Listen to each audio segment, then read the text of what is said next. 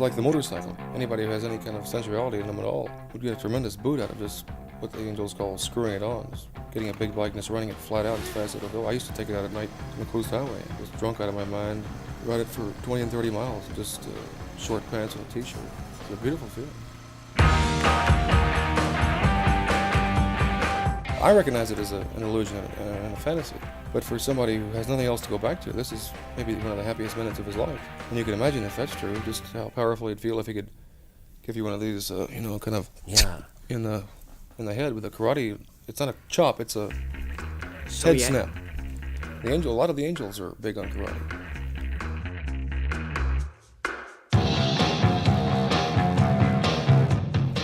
Thompson, our guest, is a new kind of journalist. The journalist who is not detached, who becomes involved. In fact, he was almost an honorary member, or a dishonored member of the Oakland Hells Angels. You were with them for about a year or so. About a year, yeah. They claim, the angels anyway, claim that they don't look for trouble. They just try to live peaceful lives and be left alone. But on the other hand, they go out and put themselves into situations deliberately and constantly that are either going to humiliate somebody else or cause them to avoid humiliation by fighting. You speak of foul fighting. They stomp someone. You were stomped. In which there's a question of rules involved here, just beating violence for the sake of violence. Well, they have a rule. It's by law either number 10 or 11. It says when an angel punches a non-angel, all other angels will participate. So I was a victim of bylaw number 10 or 11. I should have known that. It's a lapse of caution. All during this stomping, I could see the guy who'd originally teed off on me just out of, from nowhere with no warning, circling around with a rock must have weighed about 20 pounds. I tried to keep my eyes on him because I didn't want to hit my skull fracture.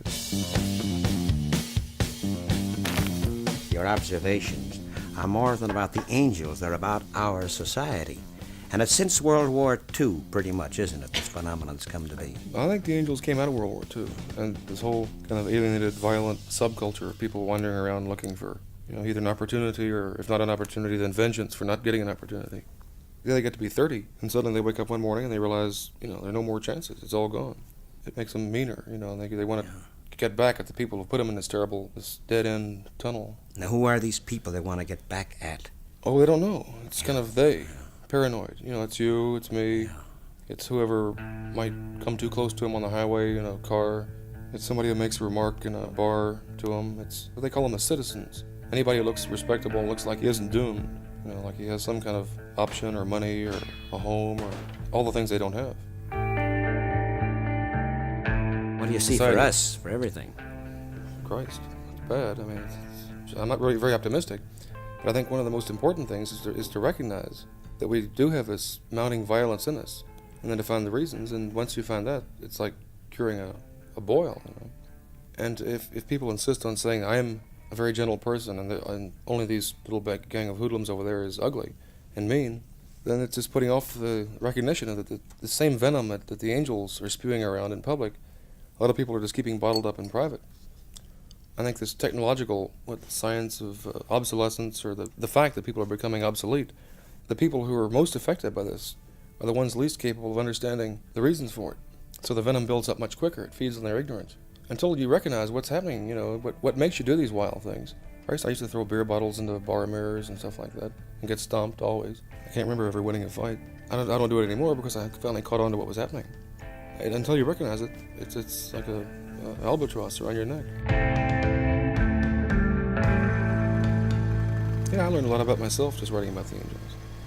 I was seeing a very ugly side of myself a lot of times. I'm much more conscious of the kind of anger that lurks all and everywhere. But I don't do any, I keep my mouth shut now. I turned into a professional coward.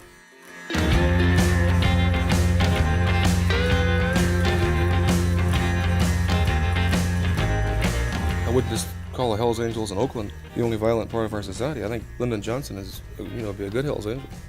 The angels reflect not only the lower segments of the society, but the higher, where violence takes a much more sophisticated and respectable form.